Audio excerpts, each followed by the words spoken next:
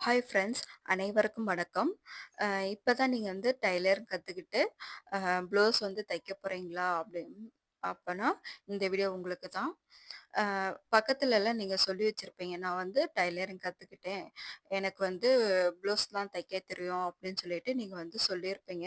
அவங்க பக்கத்துல உள்ளவங்க என்ன பண்ணுவாங்கன்னா, உடனே வந்து ப்ளவுஸ் வந்து குடுத்துற மாட்டாங்க.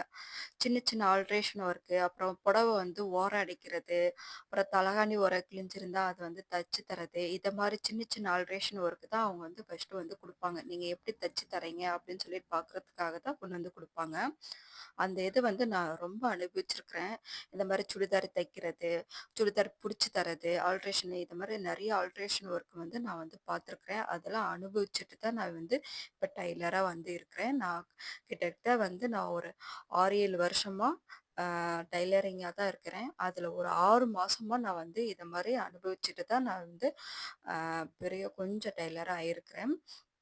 அந்த ஆல்ட்ரேஷன் ஒர்க் வந்து எப்படி பண்ணலாம் பார்க்கலாம். இப்ப எனக்கு வந்து ஸ்கூல் யூனிஃபார்ம் கோட்டு தான் வந்திருக்குது. அது 2 இன்ச்சுக்கு வந்து மார்க் பண்ணி, கட் பண்ணி எடுத்துட்டேன். அப்புறம் மறுபடியும் ஒரு 1 இன்ச்சுக்கு வந்து மார்க் பண்ணிட்டு, அது வந்து சுத்திலும் மடிச்சு இது மாரி தையல் போட்டுக்கிட்டேன். இந்த ஷார்ப்பான எட்ஜஸ் வரும்போது, நம்ம ஊசி வந்து நிப்பாட்டி டர்ன் பண்ணி திருப்பி அடிச்சோம்னா, நீட் ஃபினிஷிங் வந்து கிடைக்கும்.